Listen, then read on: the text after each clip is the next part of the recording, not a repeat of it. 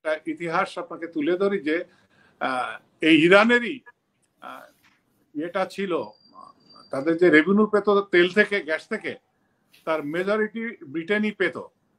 তারপরে অনেক পরিবর্তন হয়েছে, সে অনেক বড় ইতিহাস এখানে রয়েছে। এ ছিল আমেরিকা দেখানোর জন্য যে দেখো আমরা মুসলিম বিদেশি না, মুসলমানরাও আমাদের সাথে আছে। এগুলো হচ্ছে তার বিশ্বকে দেখানোর একটা কৌশল ছিল। করলো না। গত 50টি বছর এই আমেরিকা পশ্চিমা এরা মিলে আমেরিকাকে অবরোধ করে রেখে, সরি, ইরানকে অবরোধ করে রেখেছে, স্যাংশন দিয়েছে। কোন মুসলিম রাষ্ট্র তার পাশে দাঁড়ায়নি। যে কনফ্লিক্টটা দুই দেশের মধ্যে এখন সীমিত নাই, আমেরিকা এই যুদ্ধে জড়িয়ে গিয়েছে। যদিও ব্রিগেডিয়ার রুকন স্যার কিছুটা বলেছেন যে ট্রাম্প যুদ্ধ পছন্দ করে না, তার প্রিভিয়াস টেনিউরে আমরা দেখেছি কিছুটা গোটাতে। বাট আমি এখানে একটু অন্য দৃষ্টিভঙ্গি দিতে চাই যে ব্যক্তির ইচ্ছা অনিচ্ছা, ইট matters very little, specially in America. হ্যাঁ, এটা হয়তো কিছুটা প্রভাব থাকে, তাদের ন্যাশনাল ইন্টারেস্টটা প্রথম। আর আমার আন্তর্জাতিক বিষয়ের যত বিশেষজ্ঞ আছে, জেফার আজ দেখেন কিছুদিন আগে তিনি বলেছেন যে আমি এই জাতিসংঘে সদর দপ্তরে দীর্ঘদিন কাজ করলাম, আমি ভলেন্টারি সার্ভিস দিই। তো এখানে এদের জাতীয় স্বার্থ, এদের রিজিম চেঞ্জ অপারেশন আর এদের আনুগত্য করাতে হবে, এই তিনটা মেইন ইস্যুই সামনে থাকে যাই করুক। আর ট্রাম্প সম্পর্কে আমি বলতে চাই সে গোটা বিশ্বকে একটা ধোঁকা দিয়েছে। কারণ কিছুদিন আগে, অর্থাৎ এই অপারেশনের 1-2 দিন আগেও তিনি বলেছেন যে বসে দুতোয়ালি করে এর একটা শান্তিপূর্ণ পথ খুঁজে বের করো। জেনেভায় যেখানে সব স্টেক হোল্ডাররা বসে আলোচনা করছে, এর মধ্যে নেতানিয়াহু এবং ট্রাম্প তাদের পূর্ব পরিকল্পনা অনুযায়ী তারা অপারেশনটা চালিয়েছে। এটা হঠাৎ করে হয়নি, একটু ব্যাকগ্রাউন্ডে যাওয়ার দরকার। দেখেন এই রিজনটা, এই অঞ্চলটা আপনি সেই ব্রিটিশ শাসনামল থেকে যদি দেখেন, প্রায় 100 বছরের মতো ব্রিটেন বলবো, আপনার ফ্রান্স আর এই America divide and rule policy করে এখানে সব কিছু তারা ভাগ বটরা করে নেয়। এমনকি আমি একটা ইতিহাস আপনাকে তুলে ধরি যে এই ইরানেরই এটা ছিল, তাদের যে রেভিনিউ পেত তেল থেকে, গ্যাস থেকে, তার মেজরিটি ব্রিটেনই পেত। তারপরে অনেক পরিবর্তন হয়েছে, সে অনেক বড় ইতিহাস এখানে রয়েছে। তো মূল উদ্দেশ্য আমেরিকা এবং পশ্চিমাদের, একটু পয়েন্ট ফর্মে বলি অল্পতে বোঝার জন্য, সেটা হলো এই সার তিরোধানের পর, অর্থাৎ তার পতিত হওয়ার পর, এই আয়াতুল্লাহ খোমেনি যখন বিপ্লবী সরকার গঠন করলো, তার তুমুল জনপ্রিয়তা, এবং এই জনপ্রিয়তার কারণে তিনি একটা ঐক্যবদ্ধ জাতি সামনে নেওয়ার প্রচেষ্টা চালিয়েছেন। এখনো পর্যন্ত অনেক এথনিক গ্রুপ থাকলেও উনি ওনার নেতৃত্বে ধরে রেখেছেন। এখন আমেরিকা এবং ব্রিটিশ দেখলো যে এই খোমেনি আসার পরে সুন্নি ইসলামপন্থীদের একটা উত্থান হয়েছে, এবং তাদের আদর্শ যে আমেরিকা, ইসরায়েল এবং পশ্চিমাদের অপছন্দ করে, কোনোভাবেই তারা এদের মেনে নেবে না। আর এই আদর্শ যারা ধারণ করে, সেই দেশ যদি অনেক নিউক্লিয়ার পাওয়ারের অধিকারী হয়, তাকে কোনোভাবেই নিয়ন্ত্রণে রাখা যাবে না। তারা যেভাবে এখন এখানে নিয়ন্ত্রণ করছে, এই নিয়ন্ত্রণটা সম্ভব হবে না। ইরান যদি পারমাণবিক বোমার শক্তিধর রাষ্ট্র হয়ে ওঠে, তখন আর কোনোভাবেই তাদের নিয়ন্ত্রণটা এখানে থাকবে না। এই অবস্থার মধ্যে তাদের সিদ্ধান্ত হচ্ছে এই যে, যদিও ট্রাম্প বলছেন যে রেজিম চেঞ্জের কোনো চিন্তা তাদের নাই, আমি তো দেখি রেজিম চেঞ্জ হচ্ছে তাদের একমাত্র এজেন্ডা। যদি দেখেন এর ব্যাকগ্রাউন্ড একটু দেখতে হবে, ইরাকের কিভাবে যুদ্ধটা হলো, সিরিয়া দেখেন, লিবিয়া দেখেন, প্রত্যেকটা জায়গায় তারা এই রিজিম চেঞ্জ করেছে। সিরিয়ার কথা একটু স্মরণ করাই দিয়ে দেখেন,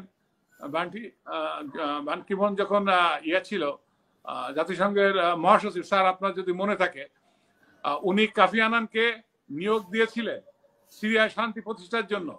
কাফি আনান অনেক দিন অনেক খাটাখাটনি করে সর্বদলকে এক টেবিলে এনে সেখানে যুদ্ধ থেকে সবাইকে সরিয়ে এনে একটা শান্তির পলিসি তিনি আনলেন। আনার পরে সবাই বলল যে ঠিক আছে আমরা এটাতে রাজি আছি। এই পেপারটা যখন জাতিসংঘ আমেরিকার হাতে দিল, আমেরিকার প্রেসিডেন্ট এটা হাতে নিয়ে ছুঁড়ে ফেলে দিলেন। তিনি কি বললেন? তিনি বললেন যে প্রথম দিন থেকে শান্তির প্রথম দিন থেকে আসাদকে সরে যেতে হবে। তো সেখানে তাদের যুক্তি ছিল যে একটা সরকার সরে যাবে বা সরকার প্রধান সরে যাবে, সেখানে আর একটা সরকার তৈরির কিছু নিয়ম কানুন আছে, কিছু ফর্মালিটিস আছে, ভোটের ব্যাপার আছে, জনগণের পছন্দ অপছন্দের ব্যাপার আছে। ওবামা বললেন যে নো, এটা আমি মানি না, প্রথম দিন থেকেই তাকে সরে যেতে হবে। তারপর তার ছোট ছোট গ্রুপগুলোকে তারা আর্ম করতে লাগলো। সিআইএ সেখানে সরাসরি অপারেশনে নেমে গেল। এটা তো পত্র পত্রিকায় মিডিয়াতে আমরা অনেকভাবে দেখেছি। আসাদকে তারা সেখান থেকে হটিয়েছে। আর স্যার যেটা বললেন যে ইরাক এবং আফগানিস্তান তারা গুটিয়ে নিয়েছে, আমি এখানে দেখি ইরাকে তারা যত ইজি গোয়িং মনে করেছিল, দি টোকেন অফ আর্মি বিভিন্ন মুসলিম কান্ট্রি থেকে নিয়েছিল আমেরিকা দেখানোর জন্য যে দেখো আমরা মুসলিম বিদেশি না, মুসলমানরাও আমাদের সাথে আছে। এগুলো হচ্ছে তার বিশ্বকে দেখানোর একটা কৌশল ছিল। আর আফগানিস্তানে এমন একটা পর্যায়ে তারা চলে গেছিল, দেখেন নাই প্লেনে হুড়মুড় করে কিভাবে তারা পালিয়ে গেছে লেজ গুটিয়ে। এটা তারা আর পারছিল না, এটা নিয়ন্ত্রণের বাইরে চলে গিয়েছিল। আর ইরানের সাথে যে বিষয়টা, এত বড় বিশাল একটা দেশ, তার একদিকে সাগর অন্যদিকে পাহাড়, এখানে শুধু প্লেন দিয়ে বোমিং করে তাকে নতজানু করা বা নিয়ন্ত্রণে আনা অত্যন্ত কঠিন কাজ হবে। এটা স্যার আমরা দুইজনই ফাইটার, আমিও একজন ট্যাঙ্কের officer, king of the battle. আমরা বুঝি ওই গ্রাউন্ড আপনাকে অকুপাই করতে গেলে, আর ইরানের বর্তমান যে জনপ্রিয়তা এই সরকার ধরে রেখেছে, এমনকি দেখেন গতকালকে B-2 বোমারু বিমান যখন তাদের পারমাণবিক স্থাপনায় আঘাত করেছে, তেহরানে বাইরে থেকে লোক এসছে, তেহরানে তারা মিছিল দিয়েছে সরকারের পক্ষে, খোমেনির পক্ষে। এমনকি কিশোর কিশোরীরা, বালক বালিকারা এসে বলছে যে আমরা শহীদ হতে চাই, দোয়া করুন। এক বালক এসে তো বললো যে আমার বাবা শহীদ হয়েছে, আমিও শহীদ হতে চাই। তো এরকম একটা শহীদি চেতনা যে জাতি ধারণ করে, তাকে শুধুমাত্র ওই বোমার আঘাতে কাবু করা আমার মনে হয় যে এতটা সহজ হবে। হরমুজ প্রণালী নিয়ে যেটা বললেন, এটা ওখান থেকে জাহাজ অন্যদিকে ডাইভার্ট হচ্ছে। আমেরিকার যে স্থাপনা আছে, এই স্থাপনাগুলো কিন্তু আগে ছিল না। গলফার 1990 সাল, তাই না স্যার? যে 90 সালে গলফটা শুরু হলো। তার আগে এই মিডল ইস্টে আমেরিকার এত উপস্থিতি ছিল না। এরা দেখলো যে এখন যদি আমরা কারো ছত্রছায়ায় না থাকি, যেমন সাদ্দাম কুয়েতে ঢুকে গেল, এই অবস্থা যদি আমাদের হয়, আর সেখানে অনেকেরই ইয়ে রয়েছে, রাজতন্ত্র প্রতিষ্ঠিত আছে, যদিও আমেরিকা ঢোল পিটায় তারা গণতন্ত্রের পক্ষে, মিডল ইস্টের ব্যাপারে সেখানে তারা কিন্তু নিশ্চুপ থাকে। সৌদি আরব বলেন বা বড় বড় যে সম্পদশালী দেশ কাতার বলেন, তো এর সব জায়গায় তাদের স্থাপনা আছে, তাদের মিলিটারি বেজ আছে, মিলিটারি আছে। তারপর বাহারানিতে আপনার নৌবাহিনীর তাদের ওখানে একটা বড় বেজ আছে। তা সবকিছুই আমাদের, শুধুমাত্র আমরা যদি ওই আমেরিকা ইসরায়েলকে দোষারোপ করব, নো। এখানে তো আমি দেখি এই মুসলিম কান্ট্রি, এই রিজনে যারা আছে, তাদেরও একটা পরোক্ষ সম্মতি আছে। ইসরায়েল কোথায়, ইরান কোথায়, প্রায় 2000-2500 কিলোমিটার পথের দূরত্ব। ইসরায়েলকে উড়ে অনেক এই মুসলমান রাষ্ট্রের উপর দিয়ে এসে আঘাত করতে হচ্ছে ইরানের উপরে। কই কেউ কখনো এরা টু শব্দটা করলো না। গত 50টি বছর এই আমেরিকা পশ্চিমা এরা মিলে আমেরিকাকে অবরোধ করে রেখে, সরি, ইরানকে অবরোধ করে রেখেছে, স্যাংশন দিয়েছে।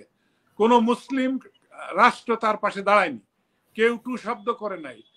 এই যে এখন আগ্রাসন হচ্ছে, এটা তো নীতি নৈতিকতার কথা, এই আগ্রাসনের বিরুদ্ধে কেউ কোনো কথা বলছে না। সুতরাং আমাদের এখানে আলোচনা করতে গেলে নির্মোহ আলোচনা করতে হবে। এই দেশগুলা আলোচনা বা তাদের যে রাষ্ট্রীয় ইন্টারেস্ট, তারা সেটা ক্ষুণ্ণ করে কখনোই ট্রাম্পের বিরুদ্ধে নৈতিকতার কথা বলতে যাবে না। তারা আগে দেখবে আমার ক্ষমতা ঠিক আছে কিনা, আমার রাষ্ট্রীয় স্বার্থ সঠিক আছে কিনা। পুতিনের বেলাও ঠিক তাই, পুতিন তো ইতিমধ্যে ইউক্রেনে জড়িয়ে পড়েছে, তারপরও ইরানের সাথে তার কিন্তু সামরিক চুক্তি রয়েছে। সে নিশ্চুপ থাকার তার কোনো ওয়ে নাই, তাকে টুডে আর টুমোরো তার কথা বলতেই হবে। আমার মনে হয় স্যার পরে এ ব্যাপারে বলতে পারবেন। এরকম তার একটা দায়িত্ব তার কাঁধে থাকে এবং নিতে হয়। তার এই যুদ্ধকালীন অবস্থায় তাকে হাত বাড়াতে হবে। হয়তো আমরা নিকট ভবিষ্যতে দেখতে পারবো। অসংখ্য ধন্যবাদ।